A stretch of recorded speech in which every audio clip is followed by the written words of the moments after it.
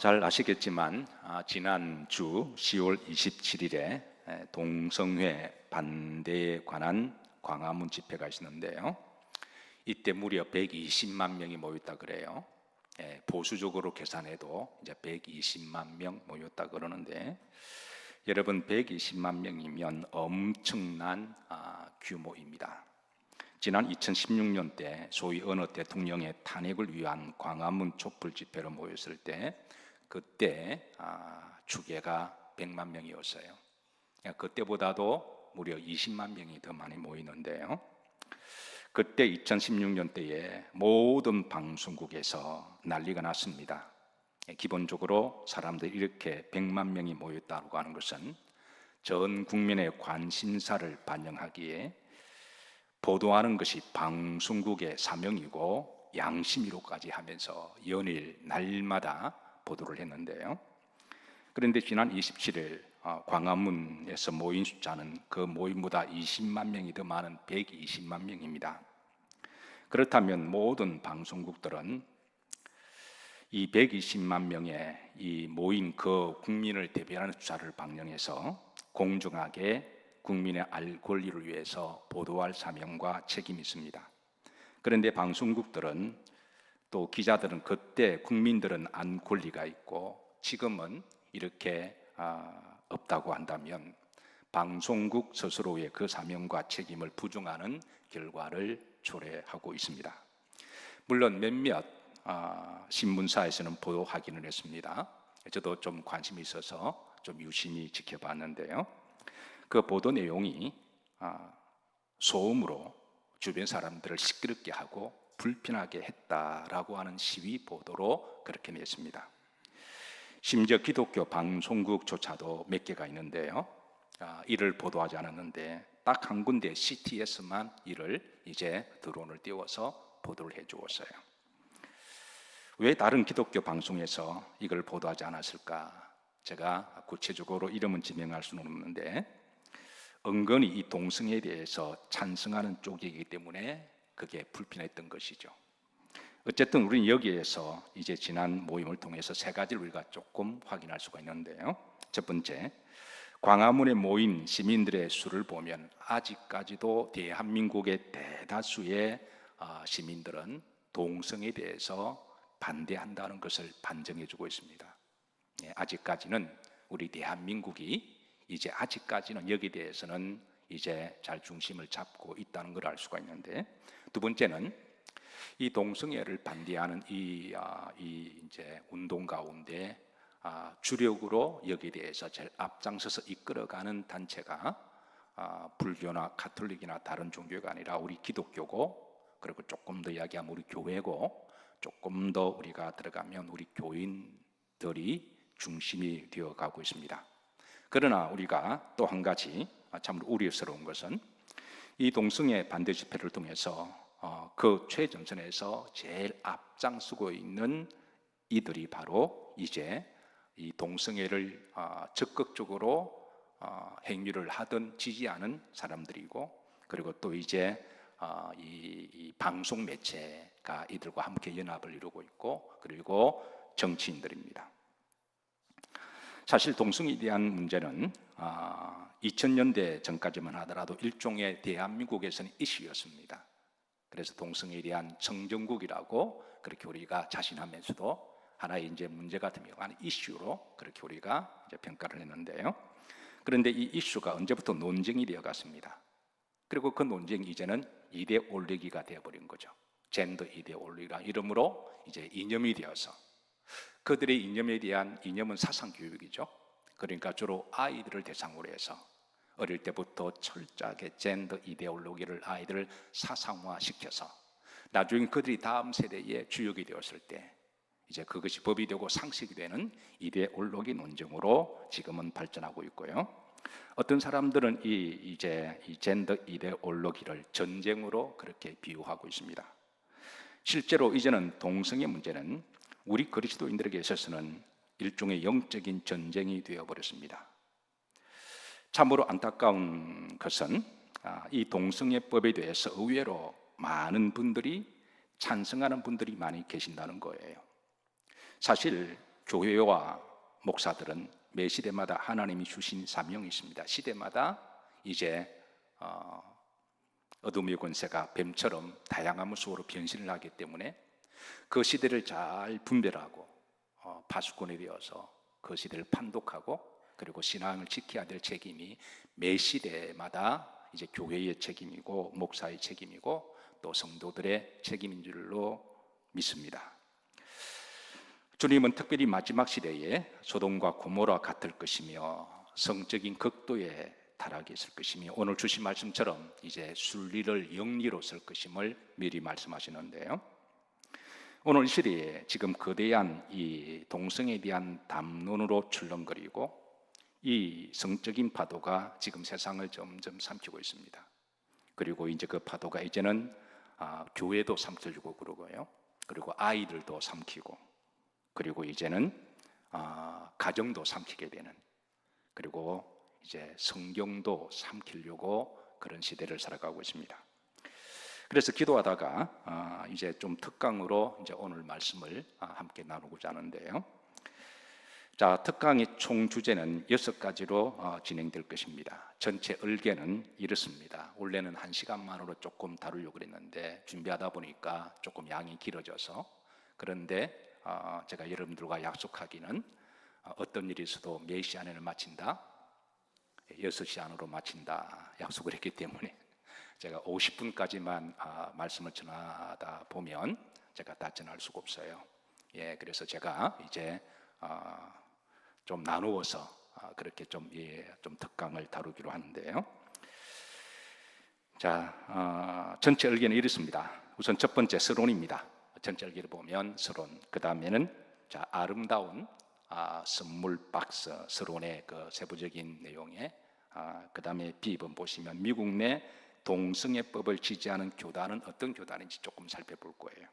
두 번째, 동성애에 대해서 성경은 뭐라고 말씀하시는가 여기에 대해서 우리가 좀 살펴볼 것이고 그리고 세 번째, 성 정체성, 젠더 이데올로기는 어떻게 결정되어지는가 그래서 이 부분에 대해서 동성애자들의 주장은 무엇이며 그리고 또 이제 과학적인 주장은 어떤 것인가에 대해서 우리가 좀 살펴볼 거예요. 네 번째, 동성애 법들이 통과가 되면 우리 사회에 어떤 그런 이제 보고와 교회와 또 어떤 영향력을 미치는 것인가 이거는 조금 단어가 서로 꼬인 거예요. 예, 이게 이제 우리 사회에 퍼지게 되면 우리 사회와 우리에게 어떤 영향력을 줄 것인가 그리고 이제 다섯 번째입니다. 성전환 수술 후 다른 성으로 살아가는 사람들의 삶은 어떤가 사실 이 부분에 대해서는 그동안 관심을 잘 가지지 않았습니다. 근데 실제로 이 전환을 하고 난 다음에 그 사람들이 정말 자기들이 원하는 대로 소원을 만족하고 해피하게 기쁨으로 살아갔는가 의외로 이렇게 역학조사를 하면 의외로 많은 사람들을 후회한다는 거예요. 예, 의외로 많은 사람들이 고통스러워하고 이런 부분들을 좀 역학조사를 해서 한번 좀 추적을 할 겁니다.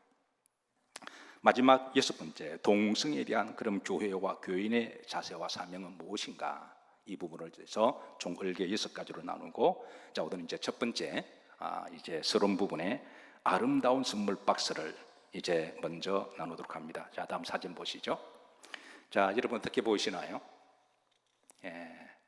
자, 만약에 누군가가 여러분들에게 이렇게 아름답게 포장된 선물 박스를 준다면, 자, 받는다. 손 들어보세요. 예, 우리 희영 군사님 손을 뭐 공짜는 양잿물도 마신다 그러니까 기본적으로 무조건 받는다. 손 들어보세요. 공짜인데 무조건 받는다. 자, 좀 고민하겠다. 세상에 공짜가 어디 있어? 아니면 세 번째, 나는 안 받을래. 그 안에 뭐가 들어있는 줄 알아서. 일단은 한국 사람들은 다 받을 거예요. 근데 이제 아마 사람들은 대부분 다 받을 겁니다. 포장이 아름답게 이렇게 포장이 되어 있으니까. 근데 만약에 그 박스 안에 열어보았는데 그 안에 뱀이 들어있다면 어떨까요? 어제 우리 집안에 난리가 났습니다. 새벽 한 2시쯤 됐나요? 자, 그런데 바퀴벌레 한 마리 나왔다 그래서 우리 딸 예리가 방방방방 뛰고 돌아다니면서 그렇게 나는 걔가 그렇게 몸이 빠른 줄 몰랐어요. 그러더니 자다가 얼핏 들었는데 집사람마저도 방방 뛰고 다닙니다. 그러면서 그들이 하는 말이 아빠 깨워야 돼. 내일 새벽 예배가 있고 또 하루 종일 사역이 있는데 제가 못 들은 척 하려고 그러다가 그래서 일어났습니다. 사실 바퀴벌레 그 한 마리 때문에 온 집안이 난리가 났어요. 결국은 못 잡았습니다. 그래서 아이들은 침대에 자고 저는 바닥에 잤습니다. 근데 만약 그 박스에 뱀이 나왔다면 이거는 또 다른 문제입니다. 아니면 그 안에 총이 나왔다면, 그 안에 총이 있다면, 시리얼 넘버도 없는 총이 있다. 그 안에 전염되는 음식이 있다면 어떨까요? 만약 이런 것들이 들어있다는 것을 미리 알았다면 아름답게 포장된 그 선물 박스를 받는 사람은 아무도 없을 거예요. 사실 동성애법이 저는 그러하다고 생각합니다. 동성애법이 처음 등장했을 때 처음부터 동성애법이라고 포장하지 않았습니다. 소위 아름답게 포장되었는데요. 여러분 잘 아시는 따라서 하십니다. 차별금지법입니다. 여러분 잘 아시는 내용이죠. 차별금지법으로 저들은 포장을 했는데요. 그리고 또 다른 이름은 남녀평등법입니다. 그리고 인권법으로 그렇게 포장했는데요.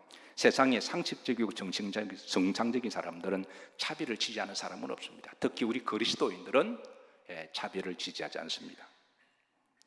남녀가 다 평등하고 각 개인마다 인권이 있는 것을 우리는 지지합니다. 그래서 많은 사람들이 이 포장된 차별금지법을 지지했고 남녀평등법, 인권법을 지지했는데요. 그런데 문제는 저들이 그런 법 안에 독소조항을 세밀하게 살짝 넣어두었습니다. 누구든지 관심 가지지 않으면 잘 볼 수 없는 그 독소조항들을 그 안에 이제 물건 팔 때 끼워 넣는 거 있잖아요. 밑장 깔아서 같이 끼워 넣는 것. 그걸 이제 깔아 넣었습니다. 2000년대에 초반에 미국인들을 대상으로 해서 성차별금지법에 대한 찬반을 물었습니다. 차별금지법이죠. 이 법에 대해서 찬성하는 사람들 중에 다음과 같이 질문했습니다. 그러니까 찬성하는 사람이 한 45%가 나왔거든요. 그러니까 반대하는 사람들은 한 55% 나와. 그게 45%면 대단한 숫자잖아요. 그래서 찬성하는 사람들에게 다시 질문을 물었는데 내용이 이렇습니다. 당신은 동성연애자입니까? 라고 물었을 때 95%가 아니다라고 대답했습니다. 그러니까 지지하는 사람들의 5%만 자신이 동성애자라고 이제 그 피력을 했는데요. 그러면 반대하는 95%는 왜 이 차별금지법을 찬성하느냐라고 물었더니 대답은 간단했습니다. 차별하면 안 되니까요. 그러니까 포장만 보고 그들은 무조건 반대하는 것으로, 찬성하는 것으로 지지를 한 거죠. 저들은 이 법이 통과되고 난 다음에 문제는 저들이 이제 법제화시키는 거죠. 통과되고 난 다음에 서서히 몰고 올 사회적인 문제점들과 재앙들에 대해서 저들은 그 독소조항들을 몰랐던 데 문제가 있습니다. 그래서 이 아름다운 포장지만 보고 이것을 이 박스를 받았는데요. 미국의 대다수 주와 유럽의 대다수 나라들은 이 법을 법제화시켜서 법을 통과시켰습니다. 그런데 이것은 이제 언제부턴가 또 다른 이름으로 포장지를 바꾸어서 우리 앞에 딱 배달이 되었는데요. 이번에는 따라서 포괄적 차별금지법입니다. 여러분은 아마 한두 번은 들어보셨을 거예요. 말이 포괄적 차별금지법이 사실은 그 골자는 동성애법을 더 강화시키고 저들의 전선을 더 확대시키는 그런 내용으로 조항들이 들어가 있는데요. 이미 선진국에서는 동성애법을 찬성하는 것이 대세이며 주류가 되어버렸습니다. 이미 운동장은 기울어졌습니다. 이제 문제는 우리나라입니다. 이게 우리나라에 배달이 되었는데요. 그 안에 무엇이 들어있는지도 모르고 의외로 많은 사람들이 이 박스를 그냥 받아버렸습니다. 사실 동성애에 대한 논란의 시작은 첫 출발점부터는 1960년대 미국에서 시작되었는데요. 그것도 특별히 캘리포니아 주에서 이 문제가 이슈가 되었습니다. 그런데 이 이슈가 점점 논쟁이 되고 덜불처럼 확산되더니 이제는 미국 전역으로 다 퍼져버렸습니다. 그리고 이제 미국을 넘어서 유럽까지 다 퍼졌고, 그리고 우리나라에도 이제 이 세속의 바람을 타고 상륙하고 있습니다. 지난 2022년 12월 13일입니다. 자, 다음 사진 한번 보시죠. 조 바이든 대통령이 결혼 존중법이라고 하는 법을 통과시켰는데 이 법의 골자는 결혼을, 배우자를 정하는 것은 스스로 결정할 수 있다고 하는 법안입니다.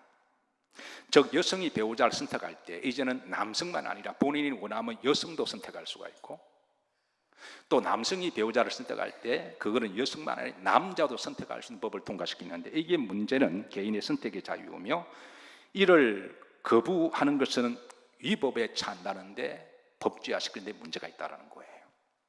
가령 어느 남성이 자신이 남성을 데리고 와서 이제 목사에게 주례를 부탁을 합니다.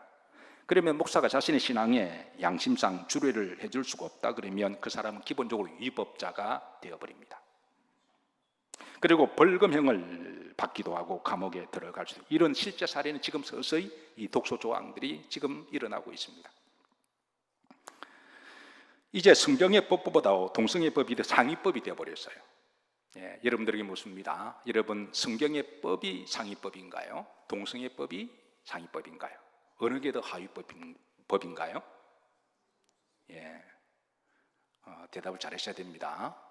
질문도 잘 들으시고. 자, 동성애, 오른손은 성경법, 왼손은 동성애법.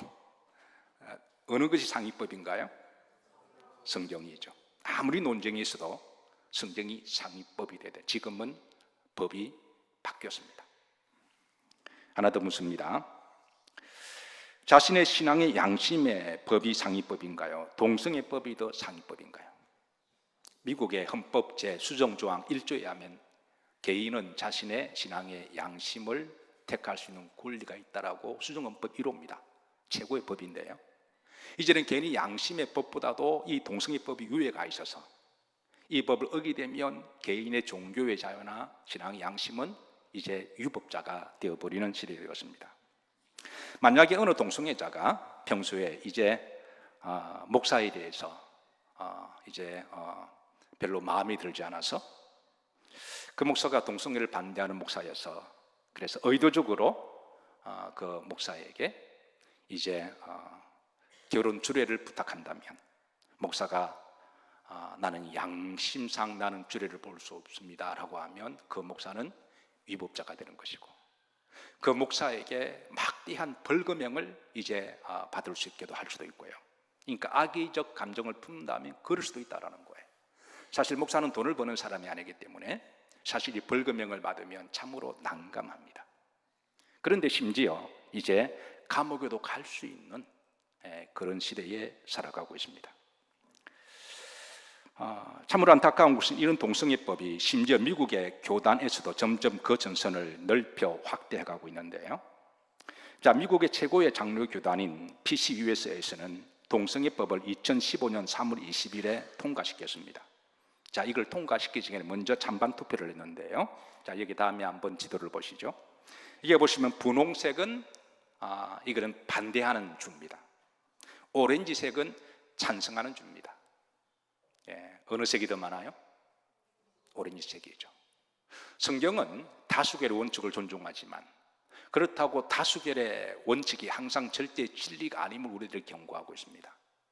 그런데 오늘 교회는 소위 다수결의 원칙에 따라 움직이는 시대가 되어버렸습니다. 물론 다수결도 중요하지만 우리는 성경은 뭐라고 말씀하시는가? 하나님은 뭐라고 말씀하시는가? 세상에 아무리 많은 사람들이 보이스를 높여도 하나님께서 말씀하는 그 말씀을 쫓아가는 게 저는 그리스도인인 줄로 믿습니다. 그러다 다수를 무시하자는 게 아닙니다. 존중하되 우리가 기도하면서 그 다수의 법에도 독소조항이 있을 수도 있고 인본주의도 될 수도 있으니까, 그래서 비록 소수라고 할지라도 그것이 하나님이 말씀하는 거 옳다면 우리는 이제 하나님 편에 서야 되리라고 믿습니다. 이 투표로 인해서 PCUSA는 2015년 이후로부터 동성 결혼을 허용하게 되고, 목사들은 이제 이 동성 결혼 커플이 주례를 부탁하면 그걸 거부할 수 있는 목회자의 양심은 사라졌습니다. 오히려 위법이 되어버린 거죠. 물론 아직 일부 PCUSA 안에 계신 목사님들은 이제 오직 하나님의 말씀을 절대적으로 믿고 이거를 반대하는 분들도 계시지만 전체 흐름은 그렇게 흘러가, 대세가 그렇게 같다라는 거예요. 이미 운동장은 기울어졌다는 데에서 여기에 심각성이 있습니다. 미국 내 동성애법을 지지하는 교단들입니다. 커뮤니티 오브 크라이스트라고 하는 교단이 있는데 2013년도에 동성애를 정식으로 지지한다라고 여기에 발표를 했고요. 미국 장로교 PCUSA, 조금 전에 제가 예를 들었습니다. 2015년도에 통과시켰습니다. 세 번째, 메트로폴리탄 커뮤니티 처치는 MCC라고 그러는데, 이 참으로 놀라운 것은 이 교단은 동성애자들을 위해서 만들어진 교단입니다. 동성애자 목사를 양성하기 위한, 동성애자 교인들을 이렇게 더 지지하기 위해 그래서 만들어진 교단입니다. 네 번째, 미국 복음주의 르토교예요. 우리가 루트란 철치라 그러면 꽤 보수적으로 알고 있는데 이미 2009년에 이 동성애법을 지지한다고 밝혔고요. 그 다음 유니티 철치가 있습니다. 여기에서도 LGBT라고 하는 이 동성애자들을 지지한다고 발표를 했고, 이제 중요한 것은 UMC입니다. 오늘 미국에서 귀한 목사님 오셨습니다. 제가 설교하기에 조금 민망하고 죄송한데 조금 후에 오셨으면 좋았을 걸. 제가 아주 친한 목사님이고 훌륭한 목사님입니다. 일전에 우리 교회에서 한번 설교도 하셨고요. 강호식 목사님 사모님 두 분 오셨습니다. 우리 환영의 박수 좀 드리도록 하시죠. 두 분 일어나시죠.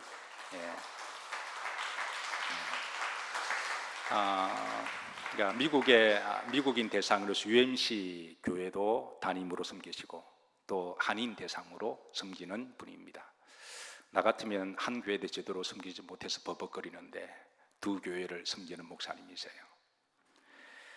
자, UMC에서 지난 2024년 4월 23일 날 5월 3일부터 이제 4월 23일부터 5월 3일까지 미국 노스캐롤라이나 샬롯이라는 지방이 있습니다. 여기에 총회를 열었는데요.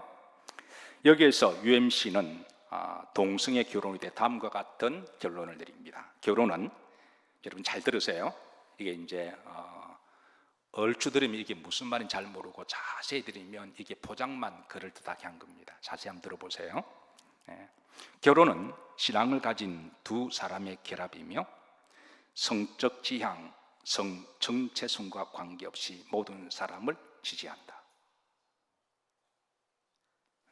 그러니까 결혼은 남녀의, 성경에 말하는 남자의 남성과 여성과의 그 이전까지의 우리 기독교의 이제 교리와 장정은 결혼은 남성과 다른 이성과의 결혼이라고 이렇게 했는데요. 이제는 그런 남성과 여성을 싹 빼버리고 두 사람의 결합이고 사랑이다. 이런 식으로 지금 살짝 포장을 바꾸었어요.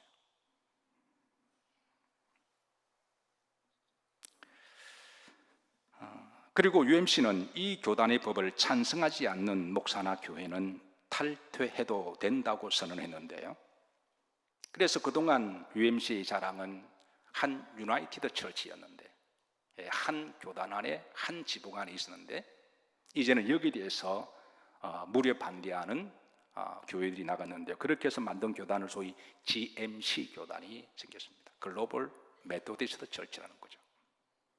한 6천 교회가 여기에 탈퇴를 하고 자체 교단을 만들었습니다. 이제는 미국 감리교회의 특징과 장점 중 하나가 한 교단이 아니라 이제는 두 개의 감리교단이 되었습니다.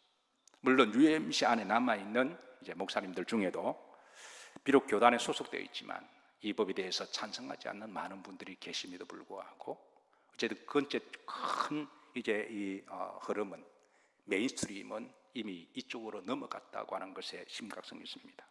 그러면 캐톨릭에서는 어떻게 보느냐? 전주교에서 지난 2023년 12월 19일입니다. 자, 사진을 보시면 캐톨릭의 수장인 프란시스코 교황은 이렇게 발표했습니다. 사람들이, 자, 이것도 잘 들어보세요. 여기에 사람들이 그랬습니다. 그러니까 남녀가 아니라 사람들이 말합니다. 사람들이 축복을 받을 때 도덕적 무결성이 필요한 것이 아니기에 동성애나 성소수자들이 결혼할 때 축복하는 것을 허용해야 된다. 그러니까 프란시스코 교황은 이제는 신부들이 교인들 중에 이제는 사람들이 와서 동성이든 아니면 와서 줄 해달라 그러면 해주라는 거예요. 가톨릭의 신학자 중에 자신을 소위 큐어 신학자라고 부르는 이가 있습니다. 큐어라는 말은 알다시피 성소수자를 지칭하는 말인데요. 이 용어를 참으로 기가 막히게도 신학이라는 이름으로 갖다 붙였습니다. 그러니까 아무 말을 다 신학만 갖다 붙이면 그 앞에 있는 그 영역이 그게 거룩해지고 그게 성경적이라고 생각하나요? 여러분, 세상에 퀴어 신학이 어디 있습니까? 동성애 신학이 어디 있나요? 그런데 저들은 그 앞에 이 거룩한 하나님의 말씀을 연구하는 그 신학이라고 고귀한 그 단어 앞에 퀴어라고 하는 말을 붙여서 자기가 퀴어 신학자라고 그렇게 이제 공개적으로 자랑하는 이가 있는데, 자, 이들은 마치 이 퀴어 신학이 성경의 신학적 근거를 가지는 것으로 호도를 하면서 많은 사람들, 성경을 잘 모르는 사람들을 미혹한다는 데 문제가 있다는 거예요. 이 퀴어 신학자의 대표적인 사람이 가톨릭의 다니엘 헬미악이라고 하는 사람이 있는데요, 이 사람은 다윗과 요나단의 관계는 동성애 관계라고 주장합니다. 물론 역사적 자료는 없습니다. 그냥 본인이 그렇게 그냥 해석한다는 거예요. 뭐를 주장하려면 역사적 자료를 가지고 이제 증명을 해야 되는데 없습니다. 그냥 본인이 그렇게 해석하는 거예요. 심지어 다윗과 사울도 동성애 관계였다고. 그러니까 다윗과 사울과 요나단은 이 3자의 동성애적 관계로서 원수가 되었다라고 해서, 물론 신학적 근거는 없습니다. 근데 성경을 잘 모르는 사람들은 뭐 그런가 하고 또 그렇게 생각한다는 거죠. 나오미와 룻과의 관계도, 시어머니와 며느리 관계도 서로 레즈비언이었다라고 주장하는데요, 심지어 예수님은 사도 요한과 막달라 마리아와도 성적인 관계였다고 주장을 합니다. 그리고 또 예수님은 사도 요한과도 동성애를 했다라고 주장하는데, 여러분, 신학적 근거는 전혀 없습니다. 그냥 그렇게 그냥 해석하고 말할 뿐입니다. 퀴어 신학자라고 자칭하면서. 퀴어 신학에 있어서 소위 신론, 삼위일체론이 있는데요, 참 이걸 또 삼위일체론을 또 갖다 붙여요. 저들의 주장은 이렇습니다. 하나님은 남성인지 여성인지 알 수가 없기 때문에 하나님은 스스로 퀴어이심을 드러내신다. 그리고 삼위일체의 하나님은 세 사람이 동성애적 관계를 하시는 하나님이시다. 십계명의 세 번째 계율이 뭔가요? 하나님 이름을 뭐 하지 마라? 망령되어 일컫지 마라. 죄 없다 하지 않으니라. 이들은 지금 소위 신학이라는 말을, 성경을 자의적으로 해석해서 이제 하나님 이름을 망령되어 행하는, 입에 담을 수 없는 용어 자체에서 저들은 스스럼없이 그렇게 쓰고 있습니다. 영국의 더햄 대학교의 게이 로마 천주교 퀴어 신학자 중에 제라드 로 홀린이라는 사람이 있는데요, 에스겔 1장 27절을 이렇게 해석합니다. 한번 에스겔 1장 27절 다 같이 한번 합독하시죠. 내가 보니 그 허리 위의 모양은 단쇠 같아서 그 속과 주위가 불같이 불같고, 내가 보니 그 허리 아래의 모양도 불같아서 사방으로 광채가 납니다. 이거를 그 허리 아래에서 불같이 사방으로 광채가 나가는 것을 모든 사람과 성적인 관계로 성적인 불을 뿜는다라고 해석을 해요. 이거는 정상적인 사람으로서는 이렇게 해석할 생각할 조차도 없는 건데 이렇게 해석을 합니다. 그리고 에스겔 16장 8절에 보면 이렇게 해석합니다. 한번 다 같이 한번 합독하시죠. 내가 내 곁으로 지나가며 보니 내 때가 사랑을 할 만한 때라. 내 옷으로 너를 덮어 벌거벗은 것을 가리고 내게 맹세하고 언약하여 너를 내게 속하게 했느니라. 나 주 여호와의 말이니라. 이 말을 하나님이 자신의 옷을 덮어 벌거벗은 걸 가리고 성적인 관계를 하기 위해서 덜어눕는 하나님으로 해석을 합니다. 그리고 오라는 거예요. 우리가 다 성적인 관계를 맺자. 아랫돌 위에서는 불을 뿜고 덜어누워서 성적 관계를 하자. 이런 이번에 파리올림픽 개막식 잘 아시죠? 그 중에 나온 게 퍼포먼스를 기억하십니까? 이런 퍼포먼스가 그냥 여러분 한두 사람 생각에 나왔다고 생각하나요? 저들 나름대로 철저하게 신학적인 배경을 근거해서 저들은 이런 퍼포먼스를 했는데요. 다만 보시죠. 자, 여러분 잘 아시는 이게 드러누워 있는 사람, 그 아랫도리에서 광채가 드러나는, 이게 가톨릭의 신학자들의, 퀴어 신학자들의 나름대로 저들은 이걸 신학이라고 이야기합니다. 누가 이야기하면 성경이 있다라고 이야기하고, 성경을 잘 모르는 사람은 그러냐고 또 지나가 버려요. 그러나 그 속의 실체를 보면 전혀 근거가 없습니다. 이런 식으로 하나님 이름을 망령되이 행합니다. 로마서 1장 32절에 보시면 자, 그들이 이 같은 일을 행하는 자는 어디에 해당된다고? 이거는 정말 사형에 해당되는 일이고 이거는 정말 망령되는 일인데요. 그리고 그런 걸 봅시다. 자기들만 행할 뿐 아니라 동성애자들이 자기들만 행할 뿐 아니라 또 그런 일을 행하는 자들을 만다고 옳다 자꾸 선전하며 전선을 확대시키면서 옳다라고 부지키는 그 세상에 우리가 살아간다는 거예요. 만약 동성애법을 아름답게 포장한 이 법이 통과가 되고 난다면, 그리고 이것이 상식이 되고 법제가 된다면 여러분 가장 많이 피해보는 사람들이 누굴까요? 예, 목사님입니다. 예, 저도 그렇지만 제가 손해보는 건 나중에 좀 이야기할게요. 예, 처음부터 이야기하면 조금 그러니까. 예.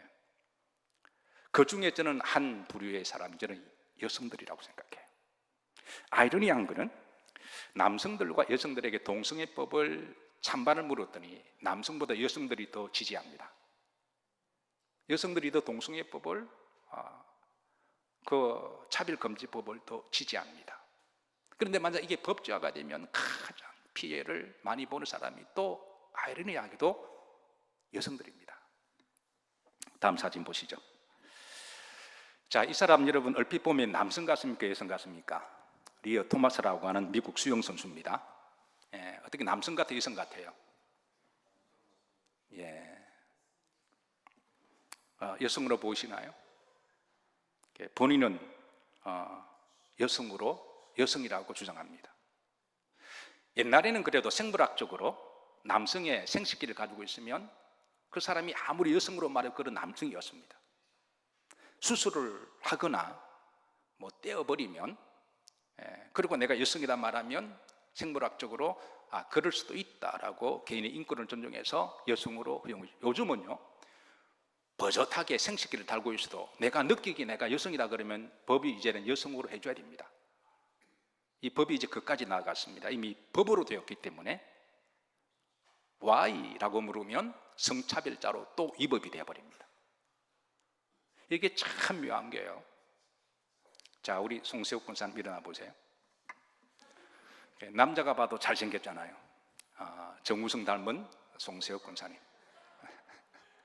네, 키만 좀 컸으면. 네, 어쨌든 잘생겼잖아요. 예. 그래서 우리 이제 앉으실래요? 예. 이제 본인은 이제 용서하시고 들으세요. 그러니까 본인이 여성이라고 생각한대요. 근데 내가 볼 때는 남성 같거든요. 예, 왜? 뭐 달려 있으니까. 근데 말은 안 했는데 내가 쳐다봤잖아요. 그러면 송세욱 권사님이 나보고 왜 나를 차별하느냐 고소를 하면요. 그리고 고소를 할 때 내가 아니다라고 이야기하면 그거를 누가 증명해야 되냐면 내가 증명해야 됩니다. 그러니까 왜 그런 눈으로 봤냐는 거예요. 나는 눈이 작아서 좀 잘못 봤다 그러면 내가 그렇게 느꼈다 그러면 이게 답이 없어요. 그러니까 본인이 느꼈다 그러면 이건 어떻게 답이 없습니다. 눈이 작은데 어떻게 해요? 어떻게 쳐다보니까 어찌 이게 모순이라는 거예요. 그러니까 상대가 그렇게 느꼈다면 그거는 이제 상대가 본인이 느꼈다면 상대가 그걸 아닌 것을 이걸 어떻게 증명을 해요? 어쨌든 이게 이제 리어 토마스라고 하는 사람이 자신은 수영 선수인데 남성들과의 컴피티션은 거의 순위 밖에 있는 선수입니다. 근데 선수들은 우승을 하고 싶어 하겠죠. 그래서 어느 날 자기가 여성이라고 그렇게 주장했습니다. 몸은 남성인데 어깨도 여러분 다시 한번 그림 보세요. 쫙 벌어진 게 이게 남성이 여성인가요? 이게. 그런데 법이 통과되었으니까 여성으로 됐고 여성 선수에 출전을 했는데요. 2022년도 미국 수영대회에서 여성 500m에 참석했는데 여러분 누가 우승했을까요? 이 사람이 우승했습니다. 이때 가장 억울한 사람이 누굴까요? 예, 그 대회에서 또 다른 여성들이었는데요. 원래는 1위를 해야 될 여성 2위가 되어버렸습니다. 2위를 해야 될 여성이 몇 위가 되었을까요? 3위가 되었습니다. 당시 1위를 빼앗긴 한 여성은, 그 기록은 자기가 그동안 1위였으니까 이렇게 항변했습니다. 나도 이 법이 처음 나왔을 때 찬성했다. 근데 이거는 아니지 않냐, 이거는. 그 여성의 항변입니다. 자기 찬성했는데, 한 표를 던졌는데, 근데 이거는 아니다. 내가 정말 후회한다. 또 대표적인 한 다른 사건이 있습니다. 다음 사진 한번 보시죠. 자, UFC 게임입니다. 펠럼 폭스라고 하는 위에 있는 선수가 펠럼 폭스입니다. 그리고 아래에 있는 선수가 엘리카 뉴슨이라고 하는 여성인데요. 자, 펠럼 폭스는 남성입니다. UFC 선수, 순위권 밖에 있어서 자기 체급에 도저히 한 번도 순위에 들어볼 적이 없는 선수인데, 또 선수들은 자기 분야 1등을 하고 싶어 하겠죠. 그게 우상인 사람들이 있으니까. 어느 날 자기가 여성이라 주장했습니다. 버젓이 달고 있는데도. 법이 그러니까 여성으로 등록이 되었고요. 그래서 이제 잡힌 선수가 바로 엘리카 뉴슨이라고 하는, 이 여자도 여성계에서 잘 싸운 여성이거든. 바닥에 있는. 게임이 시작되었습니다. 어떻게 되었을까요? 일방적으로 엘리카 뉴슨이 얻어터졌습니다. 이건 얻어터진 게 아니라 거의 폭행 수준이었고요. 2분 17초 만에 레프리가 게임을 중단시켰는데요, 밑에 있는 여성의 얼굴에 안면 골절이 다 나가버렸습니다. 두개골이 다 부서져 버린 거예요. 이거를 지켜보는 한 여자 기자가 이렇게 외쳤습니다. 동성애법을 차별금지법으로 그래서 통과시키고 지지하고 그랬는데, 그런데 지금 보니까 세상이 미쳐 돌아가고 있다. 문제는 세상이 미쳐 돌아가고 있는데 누가 용기 있게 미쳐 돌아가고 있다라고 말을 하는 사람이 없다. 왜냐하면 이미 언론이나 정치인들은 이미 이쪽으로 기울어졌기 때문에. 정말 미쳐 돌아가고 있는데 미치고 돌아간다고 말을 하는 사람이 없다라고 글을 기사를 적었습니다. 돌고 돌아서 참으로 교회 안을 다시 돌아다보면 의외로 우리 교인들 중에도, 우리 교회가 아니라 일반 교인들 중에도 의외로 동성애법을 찬성하는 이들이 의외로 많습니다. 저는 두 가지 이유라고 생각하는데요. 첫째로 아름답게 잘 포장되어 있어서 차별금지법이라고 하는 선물 박스 안에 무시무시한 독소 조항들을 잘 모르기 때문일 거라고 생각합니다. 두 번째는 성경을 잘 모르기 때문에. 만약에 우리 그리스도인들이 성경을 제대로 안다면, 말씀으로 우리가 잘 분별할 수가 있다면, 그리고 이 포장 안에 독소 조항을 잘 안다면 정상적인 사람들은 찬성하지 않을 거예요. 중요한 것은 우리 그리스도인들에게 성경은 이 법에 대해서 뭐라고 말씀하는지 우리가 그 소리를 먼저 들어야 할 것입니다. 그런데 시간은 이제 6시가 가까이 됐습니다. 어쨌든 빨리 끝나야 은혜로운 거잖아요. 그래서 이것은 이제 다음 주에, 그렇게 다음 주도 안 되면 특강을 제가 세 번째 나누도록 그렇게 하도록 할 텐데요. 이제 우리 그리스도인들이 이 부분에 대해서 우리가 잘 영적으로 깨어 있었고 기도하고, 또 우리가 잘 판독해서 기독교뿐 아니라 우리 대한민국과 그리고 가정을 지켜야 되고 우리 자녀들을 지켜야 될 최전선이 있다는 것을 기억하시고, 이를 위해서 우리 다 같이 기도하십시다. 자, 우리 찬양 들으시고 오늘 주신 말씀 우리가 통성으로 기도하시죠.